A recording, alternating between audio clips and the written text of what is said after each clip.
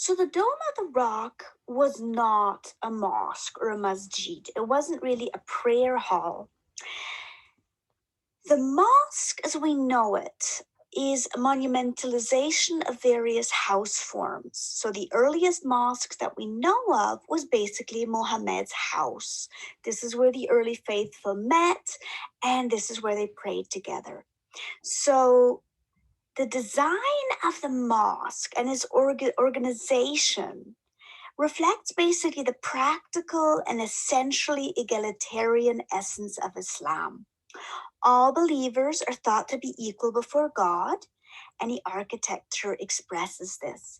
So, what this means is, and I mentioned this to you before, one thing that makes Islam different, especially when it first started, is that unlike the other monotheistic faiths at the time, Islam doesn't have a professional priestly class.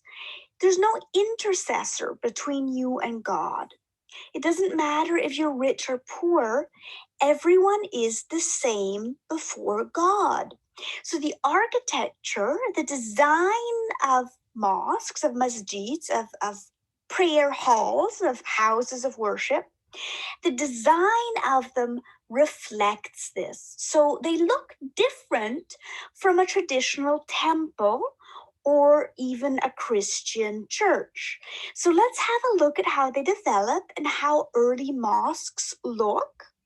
And we call these early mosques hypostyle mosques.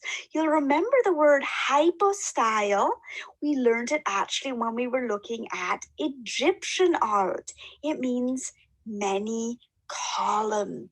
So let's jump in and let's look at some examples.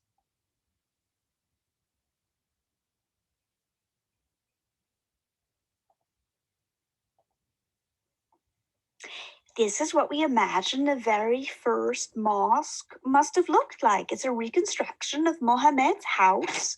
He was married to a wealthy widow who ran basically a business, a trading business.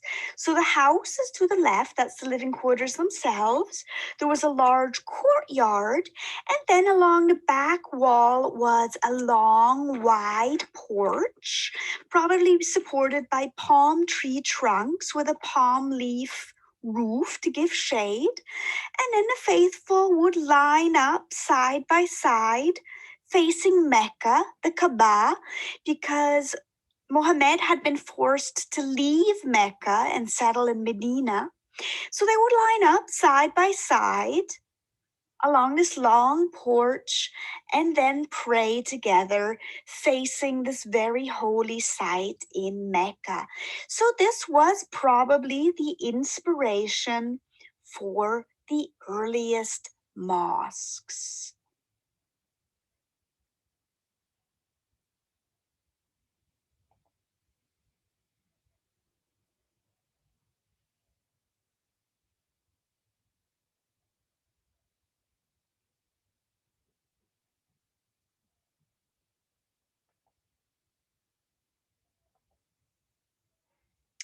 So you're actually looking at a painting here, which was painted by a European painter. So it's, we have to take it with a little bit of a grain of salt because we're seeing it through the lens of a European. But what this painting shows is an ancient mosque that is in Cairo, Egypt. And notice we have Roman style columns. We have arches. Notice the stripy voussoirs. And notice how wide the building is. It's not that deep, but it's very, very wide. Do you notice that? We have many people lined up side by side, but there's not that many people behind each other. So you can line up many people side by side, but they're not standing behind each other that deeply. This is that egalitarian nature that everybody can stand side by side. So there's a lot of width, but not that much depth. And you notice the birds or the pigeons that have flown in. You can see the very accessible nature of the building. You can't see it in the painting, but one side is the side is all doors. So the building is very easy to access. You can just walk in. Another nice thing about this painting is, do you notice the man in the foreground? He's brought his own he's brought his own rug. He's brought his servants. He's obviously very wealthy. But if you look a little bit to the foreground past the pigeons, you'll notice a man who's wearing little more than a loincloth. He's obviously very poor. But notice nobody minds if he stands further to the front. Everyone here is equal. It doesn't matter if they're rich or poor. So this is a hypo-style mosque. You can really tell, right? It is a forest of columns. Everybody is lined up side by side. It is very accessible. One whole long side is doors. So it's a very, very accessible, very open building. And when this European artist painted this building, this mosque was probably already 1,000 years old. So it is a very early example of a hypo-style mosque, and you can really see that there still is something of a Roman influence to it.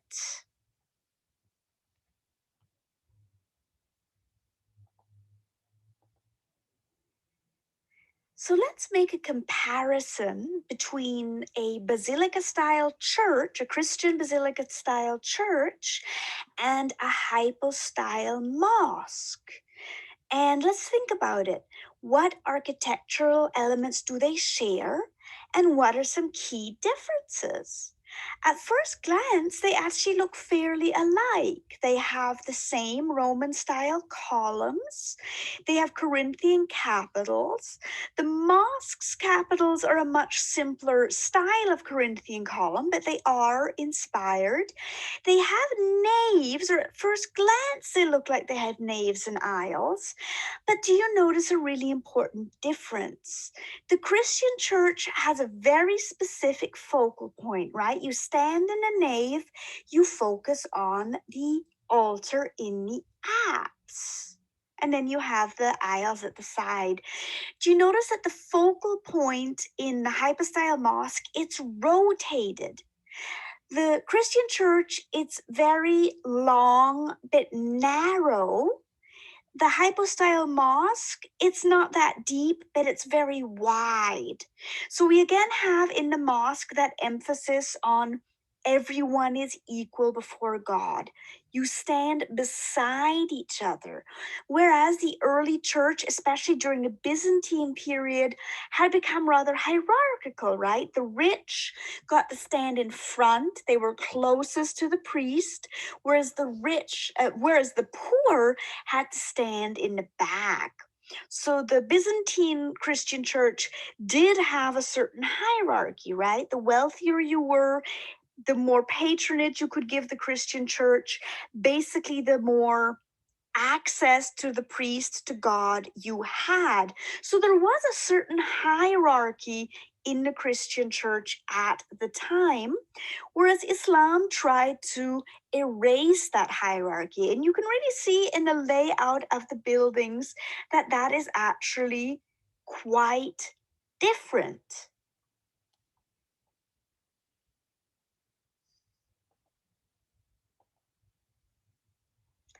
Devout Muslims will face towards Mecca when they pray, and every mosque will have a special niche, the mihrab, to point towards Mecca. It's basically a compass point to tell you which way you need to face when you're praying.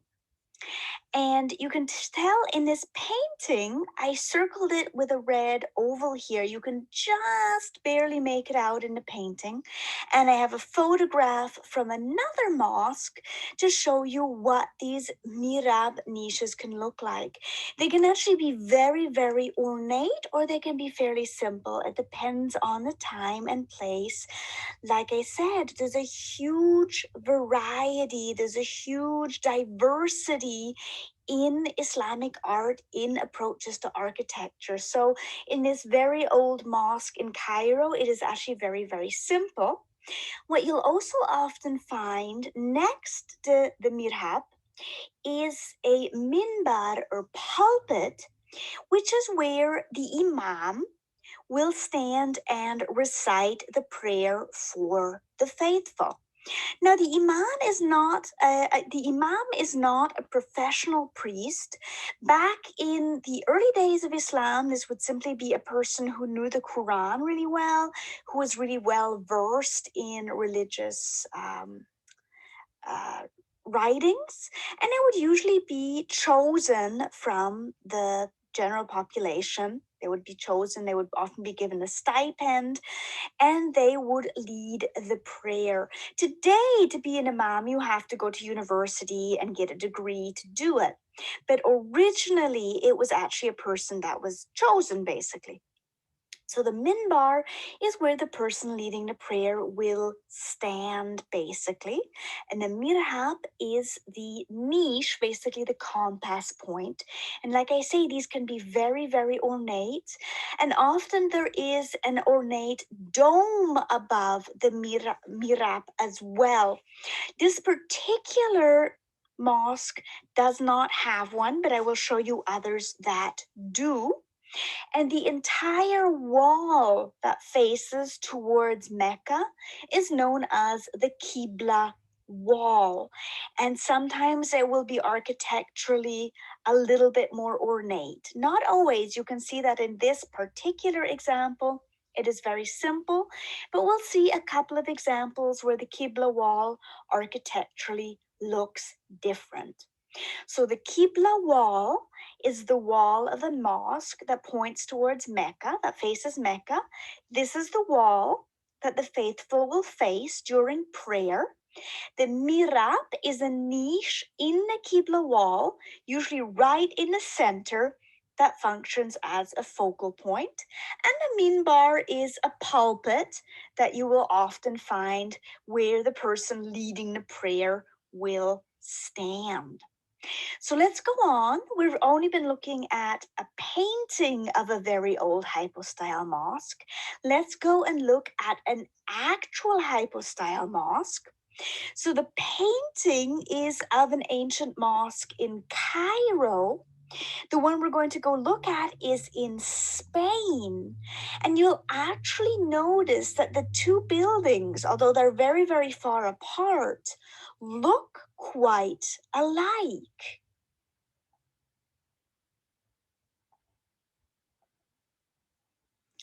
This is the Great Mosque of Cordoba in Spain, and it's still considered one of the wonders of the world. You can see from the photo on the left that it's enormous. Look how many city blocks it occupies. And you'll also notice something a little bit strange in the area of the prayer hall, which you can see is very large. There is a cross-shaped building. There's actually a Romanesque style church built right into the middle of the mosque. So all of Spain, or at least most of Spain and a part of southern France, was a Muslim caliphate for several centuries, and then it was gradually reconquered by Christians. And then in the early 11 and 1200s, when Cordoba was reconquered by Christians, as a victory monument, this church was built right into the middle, right into the fabric of the Great Mosque. This was actually a controversial move even at the time because the Great Mosque was considered such a miracle. So if you visit the building today, there is actually this church inserted right into the fabric of it. So you'll see we have all of the parts of a hypostyle mosque. You can see the minaret in the back. You see that green area that is the courtyard. Those are orange trees still today. Those had to actually be painstakingly imported back in the day. And then you have that colonnade with arches, which would have provided shade and a beautiful cool area. And you would have had soup kitchens and school rooms and basically just a beautiful, quiet, cool area where people of the city could have come and spent time. And then the enormous prayer hall. And then if you look at the lower edge, you can actually see the Qibla wall of the mosque. And right in the center, if you look carefully, you can see a dome that marks the mihrab. And you can actually see that the designers of the Christian church copied the design of this dome for the dome of the church. Now, if you look at the lower right, you can actually see the inside of the mosque. You can see how enormous it is. You can see, you can't really get a sense of direction. It's absolutely huge. No matter what direction you look in, you see these arches that are absolutely the same in every direction. You really get that sense that all ranks of society, all ideas of hierarchy are wiped away. Everyone is the same rank. You can still see that there's a strong Roman influence from the columns. You can see the capitals are those very stylized Roman capitals.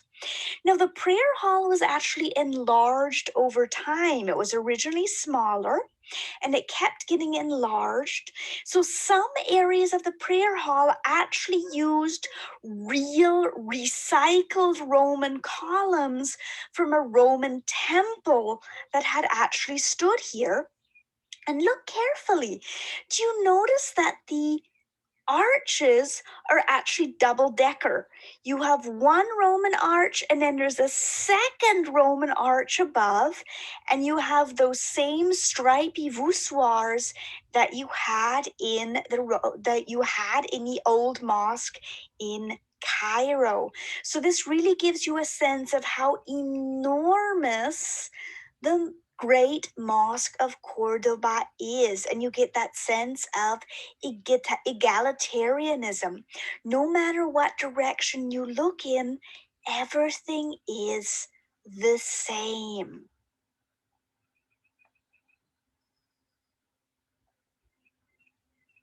Here we are inside, and it's another shot of the interior.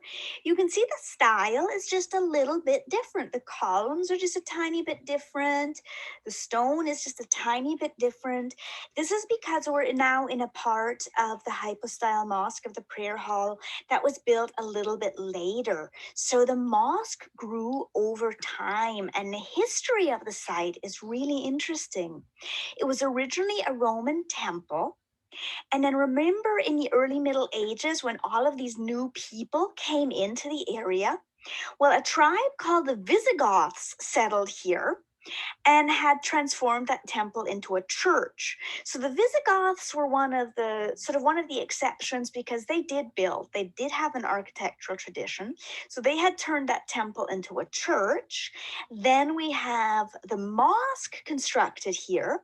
And then we have the church built inside the mosque. So you can see that the religious history in this place keeps continuing. Now take a careful look at this arch here.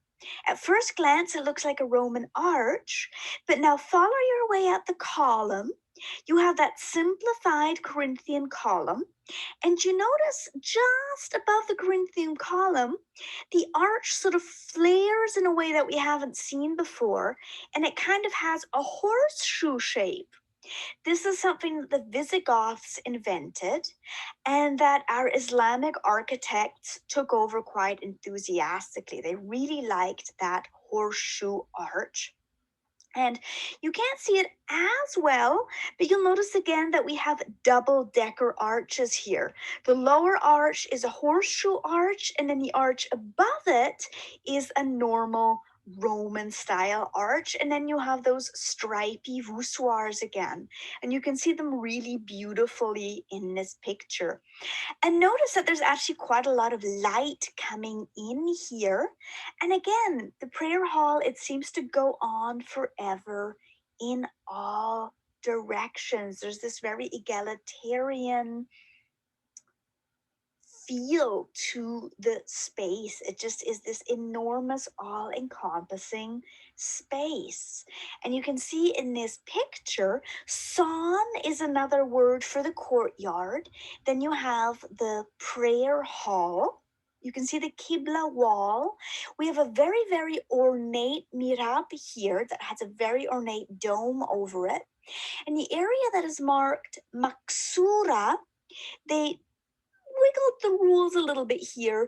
There was this special enclosure for the caliph and the royal family. This was kind of for safety reasons. So we had this special enclosure for the royal family. Otherwise, you can again see the width of the building for this sort of egalitarian system. And then this is actually this plan, the building got wider again. The nice thing about the hypostyle mosque is it's sort of modular. You can keep adding onto it to let the building grow as the population of your city grows. And that's exactly what happened in the Great Mosque of Cordoba.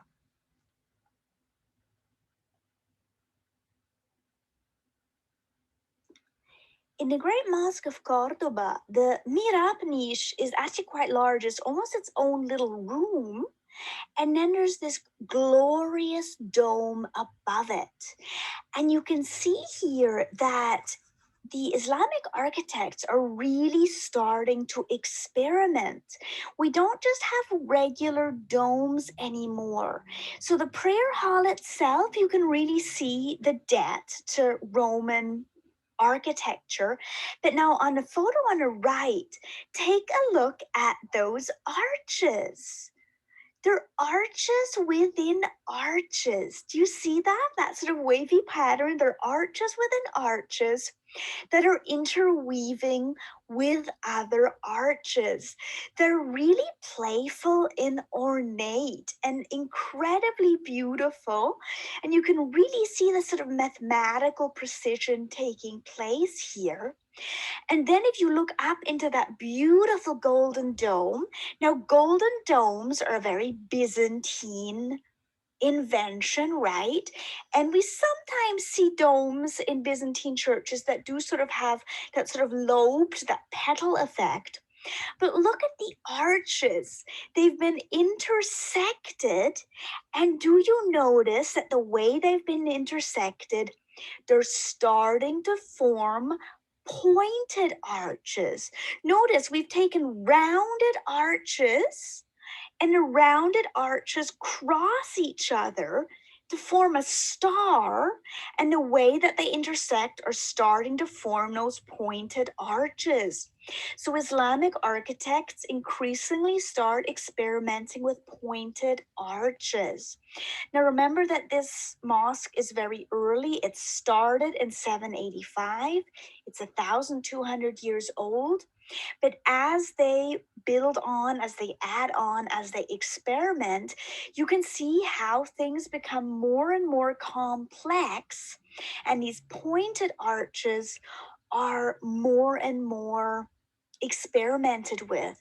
So it's probable that Gothic architects got the idea for pointed arches from their Muslim colleagues. So you can really start to see that love of experimentation. You can see the beautiful golden mosaics, that bright blue. And if you look beneath the sort of star-shaped, flower-shaped dome at the top, you can actually see bands of calligraphy in a Kufic script already. And beneath this dome, this would have been the area where the ruler and his family would have prayed. So right in front of the mihrab niche by the Qibla wall. And you can see just how glorious and elaborate this is. The wall space is becoming more and more broken up to create these beautiful, almost otherworldly spaces.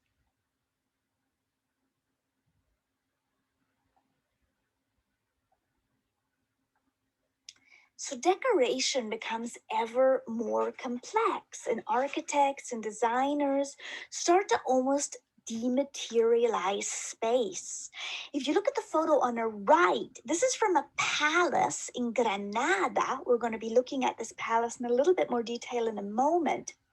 Notice that the dome and part of the interior space, it almost completely dissolves. It's almost difficult to comprehend what is going on here. And then you have that star shaped interior fully developed. And then we have a mihrab niche here on the left, where you see that a little bit less complex. That shape is known as mukarnas. They're these stalactite-like ornaments that help dematerialize space. So they basically break up space, usually on ceilings, to make it look more complex. So basically you get niches within niches. And in a very extreme example, like in the Palace of Granada, you get this effect of basically the ceiling melting away. And one reason you find these incredibly complex shapes is that in a context of a religious building, you have aniconism, so lack of figuration. You will not have images of living things. So in the Qibla niche here, you can see that very beautifully. Notice that we have plant scrolls. If you look very carefully, you can see like ivy leaves, stylized ivy leaves above the mukarnas. If you look carefully, you can see very stylized writing, so calligraphy. And then in the lower half, if you look carefully, you have these beautiful geometric patterns.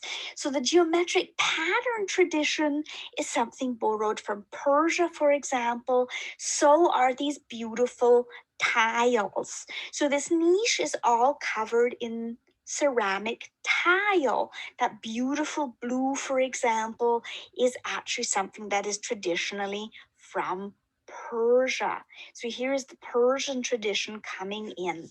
So aniconism is something we'll come back to again. This means lack of figuration.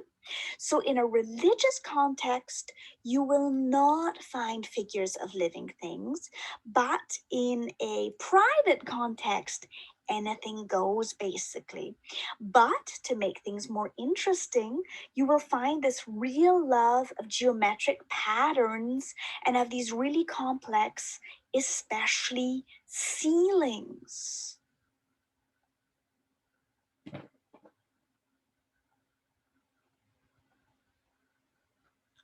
Now, there's an enormous diversity within Islamic art.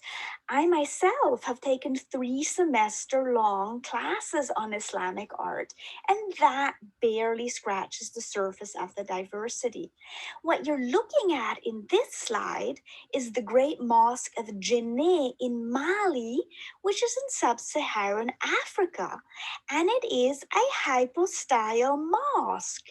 You can see all of the parts here. It has all of the same parts as, say, the Great Mosque of Cordoba, except for a minaret. You can see it has the courtyard and the enclosure wall. It has the wider than it is deep prayer hall. And you can see that the Qibla wall is beautifully decorated. In fact, it has a higher tower where the Qibla niche will be. And the decoration is used here is beams and those beautiful towers. And the material used to build it is local mud brick. Remember how we talked about mud brick when we were talking about ziggurats and Sumerian and Akkadian architecture? The Great Mosque of Jinneh shows you just how grand mud brick architecture can be. It's a very, very large building. It goes right back to the Middle Ages. And what's really neat about it, those wooden beam ends that are there for decoration have a practical reason as well. Mud brick is very, very durable, but it needs to be maintained as well. It needs to be replastered regularly. So once every year, there's a big festival where the entire community comes together, and those beams function as scaffolding as well, so that the people can reach the walls to replaster them. So this is the grand and beautiful hypostyle mosque of Jinneh, Mali. So you can see it has all of the traditional parts of a mosque, but it uses the traditional materials and building styles of Mali.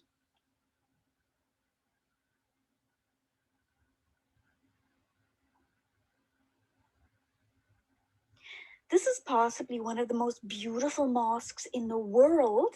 This is the Great Mosque of Isfahan in Iran. It was started in the 11th century. It started out as a regular hypostyle mosque, but as you can tell from the plan on the left, it kept growing. It kept getting added on to. So you can see the plan is fairly irregular. It sort of grows all over the place a little bit, and it's tightly inserted into the fabric of the city. So it has lots and lots of entrances and exit. And because it's so tightly inserted into the fabric of the city, people just walk through it all the time. It's used as a shortcut. It's a wonderful place to cool off for a little bit, get a cool drink from the fountains. So it's really an integrated part of the fabric of the city of Isfahan.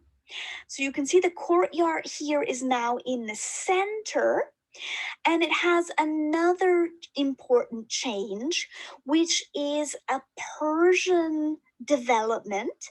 And there's a couple of different interpretations of where exactly the Iwan comes from. You can see the yellow arrow is pointing to one of them. This particular mosque has four. The Iwan is basically an enormous arch with a domed room behind it. So it's sort of a big room with an arch over it. And there's some debate where exactly this originated. Some say that it is based on throne rooms. Some say this might actually go right back to Zoroastrian fire temples. They had a similar design. But the wonderful advantage of the Iwan is that it forms this multi-purpose space. You can use them as lecture halls, you can use them as classrooms. They are sort of this extra large space that is very multifunctional. And in this case, the Iwan that faces Mecca, the Qibla Iwan basically is architecturally picked out. You'll notice it has two very large, or not that large, but two tall, slender minarets either side of it. And it has this absolutely beautiful blue tile decoration to it. So this is another development of mosque architecture that you can just add on to, and you can see how this building, what for an important integral part of the city fabric it is. And when you go to the next slide, you will see some of the absolutely glorious tile work that decorates this mosque. the colors, the textures. I just want you to look at it and lose yourself in the beauty. You will see calligraphy, you will see macarnas, you will see a tapestry of flowers, you will see that it's both organic and geometric. And the idea is for you to just lose yourself in the beauty of the colors and the textures of this incredible work. So take a couple of minutes to just look at the next slide.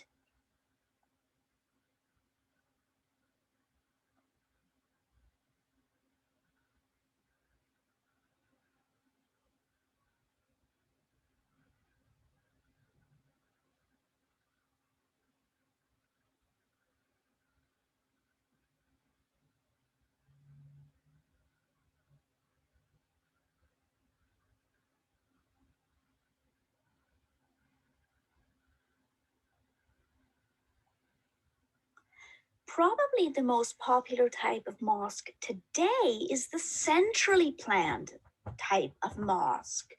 And you might be more familiar with that type of mosque just from pictures and documentaries and that kind of thing. And the inspiration for that type of mosque is none other than our old friend, the Hagia Sophia. Remember our great, amazing, magnificent Byzantine church? Now, how did this happen? Let's go back to the Byzantine Empire.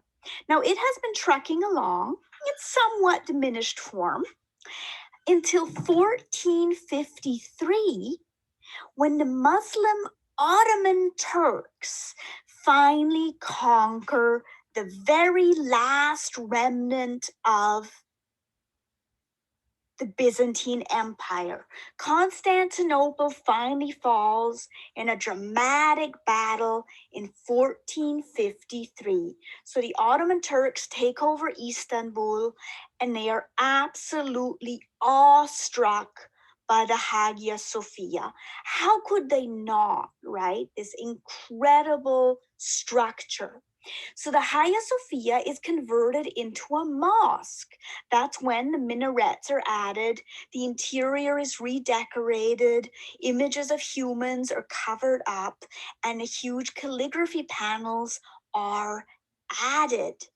And the Hagia Sophia is so striking with that central dome that it becomes the inspiration for a whole new generation of mosques. So 1,000 years after the Hagia Sophia is built, the Mosque of Selim II, also known as the Blue Mosque, is built.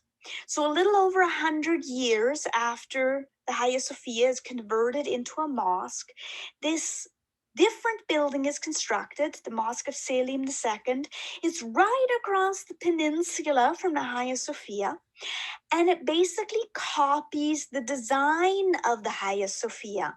And this central dome with the 4 minarets at each corner becomes a really popular new form of mosque that is actually still very popular today. You will actually see them built all around the world. So it starts spreading after the 1500s. This type of mosque becomes very popular. And still today, that central dome mosque is built, and they are actually inspired by none other than the Hagia Sophia.